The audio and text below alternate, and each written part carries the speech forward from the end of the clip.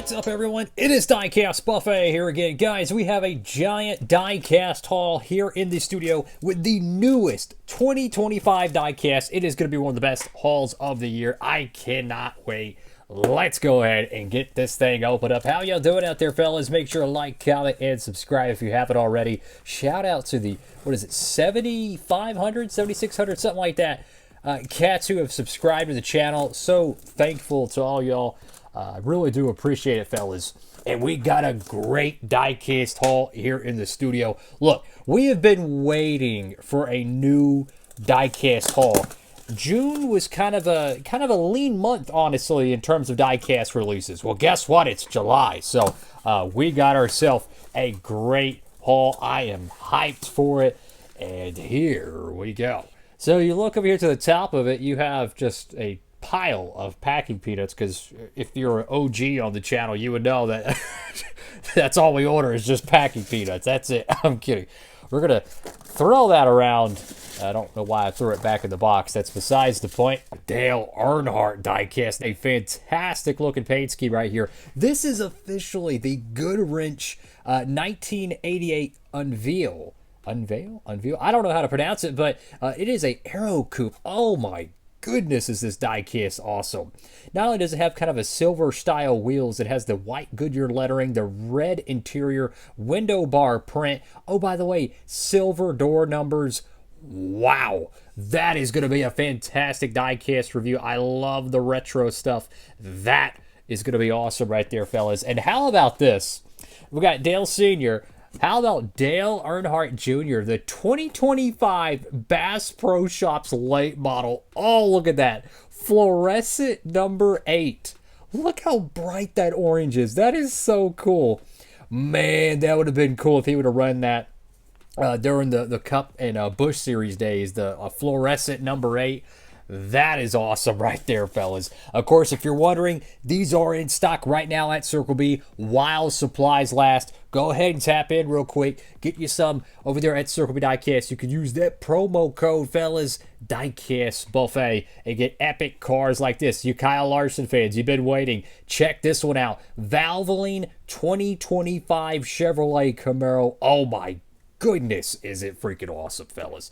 So let's go ahead and put that diecast there, and let's keep digging here. In the box, we have the Joey Logano 2025 Shell Pennzoil Ford Mustang, the updated Ford Mustang livery. I mean, it's the same diecast model as 2024, but Logano has a little bit of a different paint scheme, and low-key, I really like it. So that is freaking awesome. I just realized we got like a ton of packing peanuts here in the studio, fellas.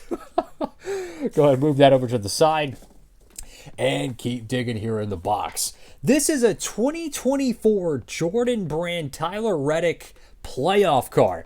And if you remember, yes, this is the car I think he flipped at Las Vegas with. So, you know, a lot of people are going to be doing a wrecked custom of this car. That is so cool it got made. Fantastic looking paint scheme. I mean, that thing looks amazing, bro. It's officially called the Jordan Brand Black Toyota Camry right there. So go ahead and tap in a playoff Jordan car. That is so freaking cool, man. Fantastic stuff.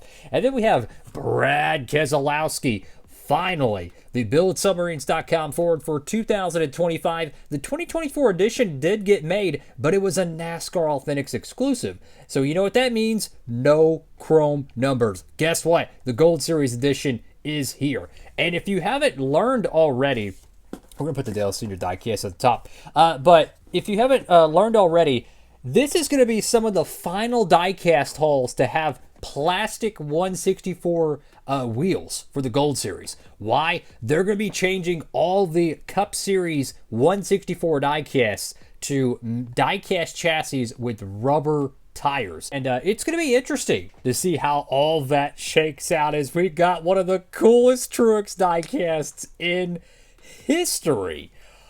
Wow. The 2017 championship car on a next gen. Bro, I feel old, man. I remember seeing this car win that championship in 2017. What a great looking paint scheme, by the way. It really works on the next gen car. The only thing I'm noticing here is the orange day glow, because on the 2017 one, I think the orange was true day glow. I could be tripping on that. Regardless, what an awesome diecast right there. Martin Truex Jr. officially called the Bass Pro Shops Memory Lane. That's interesting, a name for it. I like that. It's kind of unique because traditionally they would do like a throwback or a tribute car. Oh, check this one out, fellas. 2025 Chase Elliott Prime Diecast. What? That is so cool. The Amazon Prime car. I feel like this low-key is going to be one of the more popular Chase Elliott diecasts ever. I don't know how many they're making of it. The first year with Prime. Everybody loves the NASCAR and Prime coverage. I would argue it's probably at least 98% of people that watched it. I understand not everybody has Prime, but it's like that freaking race broadcast, just the quality, the what is it, like 1080p or 4K quality? I mean, NASCAR on Prime, I'm telling you, man, I wish they had the whole season. It was that good. And they made a diecast for it. I have no idea if this is coming to the NASCAR Authentic side. So what I'm trying to say is, if you're a Chase Elliott fan, tap in. Make sure to pick up yours today. And how about this? If you get that Brad K car, why not pick this one up? This is the 2024 Chris Buescher Watkins Glen Raced win. Yes, it is here, fellas. What a beautiful looking diecast. This was almost a Shane Van Gisbergen win, because Shane Van Gisbergen won or he was about to win the Watkins Glen race, and then, of course, Buescher got around him. But wow, man, that is freaking awesome, man. Awesome diecast to get there. Make sure to pick these up, man. Brand new stuff, and maybe the best ever Lumar diecast right here for Chase Elliott. Finally, they got rid of the blue numbers. I know a lot of people didn't like it. This thing is incredible. Heavily inspired, in my opinion, from the A-Shock Energy car from 2022, which is one of my favorite ones. I love this livery. I think this is awesome. It's like a red-orange, but it has a little bit of that Sun Energy 1 gradient that he had back in 2018. Beautiful, beautiful diecast. Make sure to tap in, pick up that one. That's a brand new livery, fellas. And how about this? Who thought this diecast was going to get made? 2025 Connor Zillich. This is the KOA RV Share Chevrolet. Wow. Traditionally, when you see cars like this get on the pre-orders, you're like, there's not a snowball chance of this thing getting made. Fortunately, this one actually got produced. I believe this is the third Connor Zillich Xfinity diecast to get made. You had his normal WeatherTech car. You had his Watkins Glen win. Oh, by the way, you have the Cup car, so you can get both of them, the Xfinity and the Cup car. Now we have the KOA car. Go ahead and keep digging here in the box. And how about this one? 2025 Christopher Bell Rheem Toyota Camry here in the studio. They didn't make this in 2024, I don't think. They did make the Phoenix race to win, but not the clean version of the Rheem car. So that is going to be a popular diecast here. And yes, we're going to go ahead and keep moving the number 3 car up, because why not? Anyways, that's going to be freaking awesome. Go ahead and keep digging here in the box. There is so many diecasts. Check this one out. Ryan Blaney with the Discount Tire 2025 Mustang. The classic, iconic Penske livery here in the studio. I mean, we're building a mountain of diecasts here, and check this one out, fellas. One of the most unique NASCAR diecast releases from the NASCAR Classics line. Yes, it is a Jeff Gordon race twin, but it's one of the most unique ones ever produced. Check this one out. Red rims on a Jeff Gordon diecast. No, this is not an error. This is not, you're tripping. This is from Dover of 1996. I don't know the full backstory to it. When I do a diecast review on this, oh, by the way, we're going to be doing reviews on all of these, so great time to go ahead and subscribe. I'm trying to get a little bit of a backstory to the red rims on there. If I had to guess, they bought them from another team. I don't know who it would have been. It's before, obviously, the Dodge Evernham days. But I imagine they bought an extra set of tires. They were already mounted with red rims, and they threw them on the car. Anyways, that is so cool, man. And a lot of people might think this is an error. It's not. This is legit. You can check out the Victory Lane photos for it. So that is going to be incredible. It's made on the 1998 or 96 Monte Carlo mold. I'm not sure. I'll be checking that one out. I'm curious what diecast mold they used for that one. Let me go ahead and adjust that. There we go. Now you can actually see the diecast. And let's keep digging here in the box. And how about this one? Finally, it is here. The Kyle Larson 2024 Brickyard 400 Raced Win.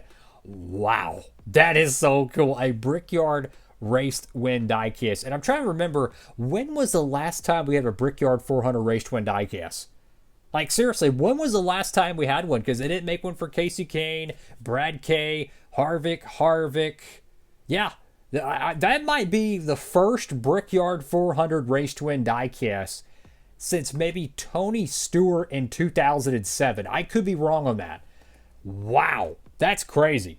I know that's going to be one of the most popular Larson cars. And speaking of Larson, the Bristol Night Raced version, a playoff car. I'm telling you, man, these Larson diecasts, they sell out quickly. Pick them up while you can. Raced Win cars. Epic stuff right here. And you know the drill. We're going to go ahead and keep moving that beautiful Monte Carlo right there to the top of the pile. It's kind of cool. You have the Gen 4. I guess they consider this Gen 3, and then you have Gen 7. That is pretty remarkable. And go ahead and keep digging here in the box. And how about this? The 2025 Austin Cindric Discount Tire Ford Mustang. So not only can you get the Ryan Blaney one, you can get the Austin Cindric one. So we got a lot of companion diecast sets here, right? That is freaking awesome. And speaking of which, we might have another one in here. I don't know. We'll keep digging.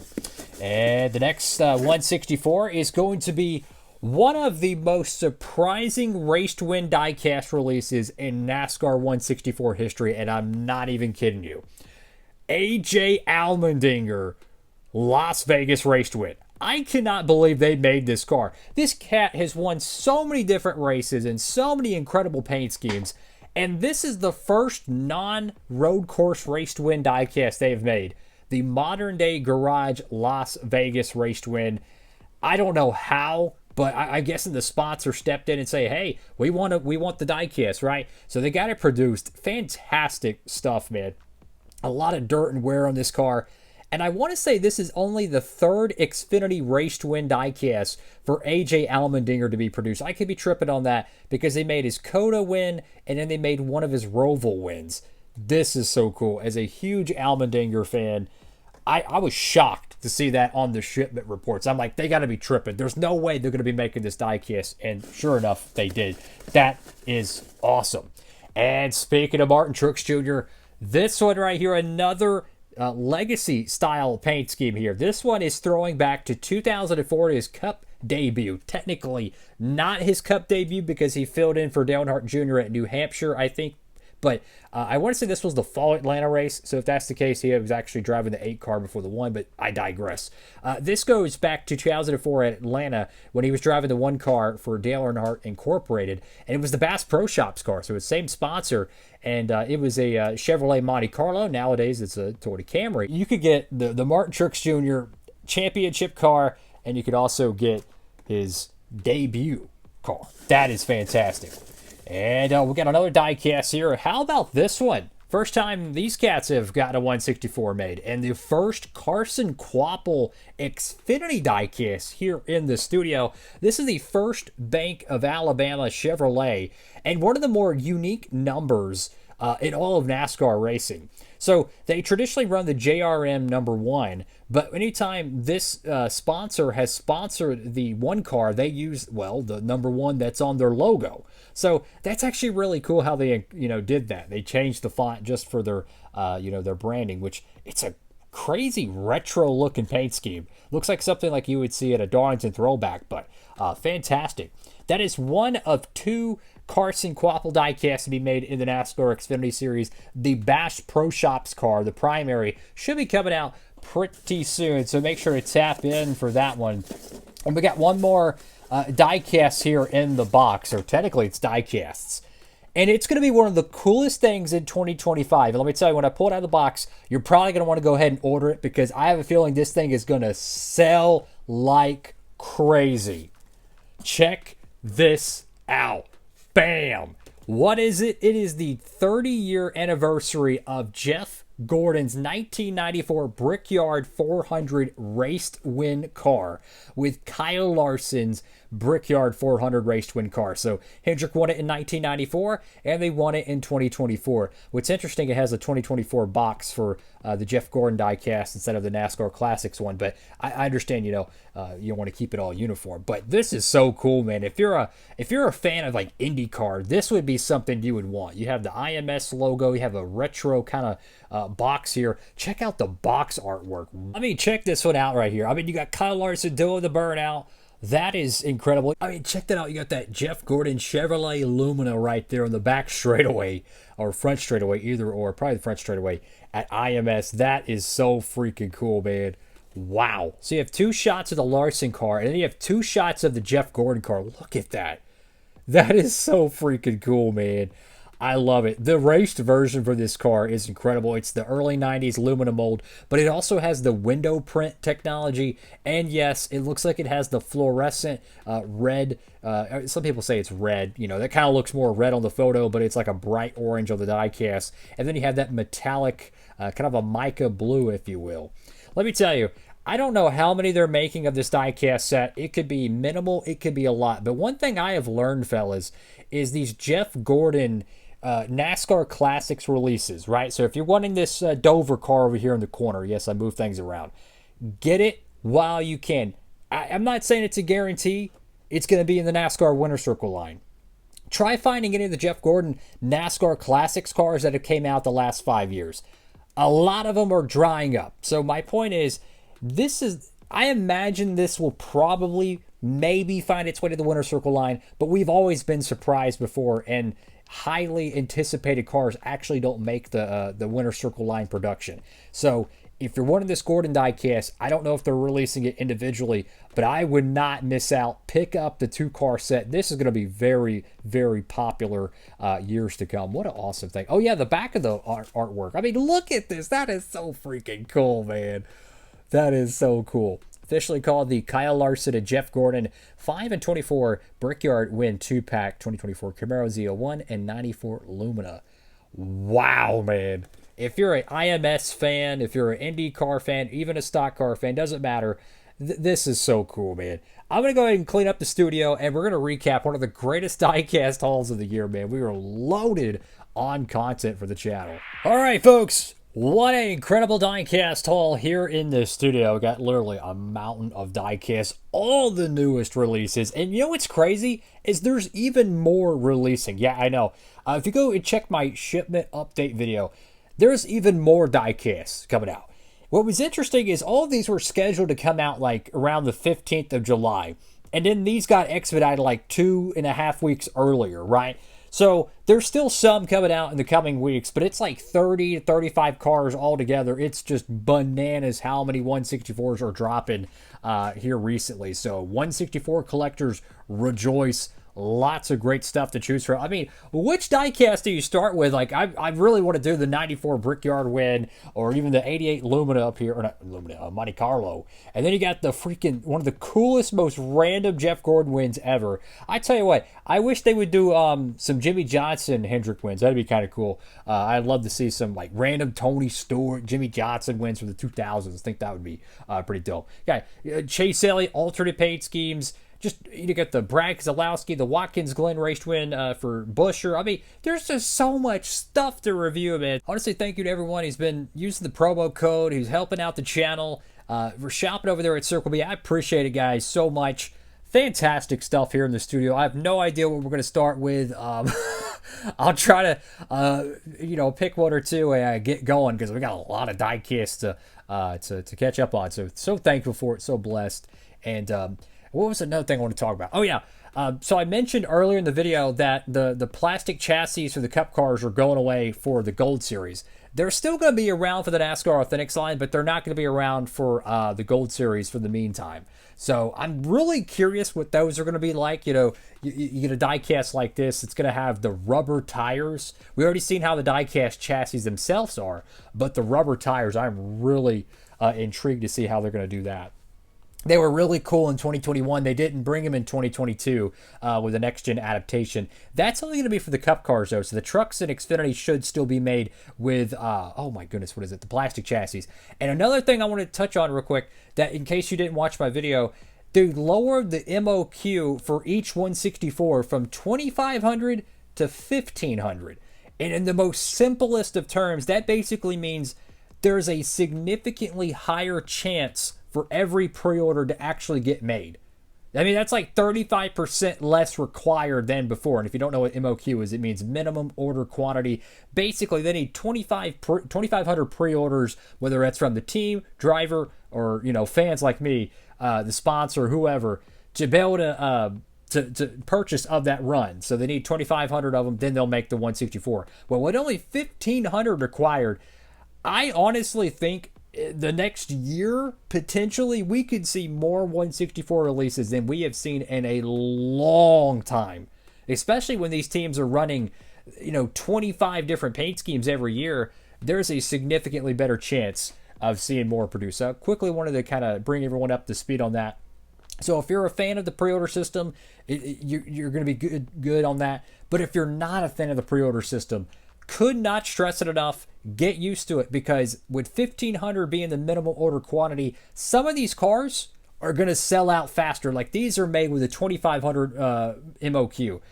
But when they get to 1,500, I'm just telling you, it's going to be a lot less produced for some paint schemes. Get them while you can, which is why I recommend pre-ordering. So you don't miss out. You know, it's like same way you pre-order a video game, except you don't own anything up front until it actually ships. That's the beauty of how Circle B does it. You don't own anything until it's ready to go. So that's all for now. Have a blessed one. Diecastbuffet signing off.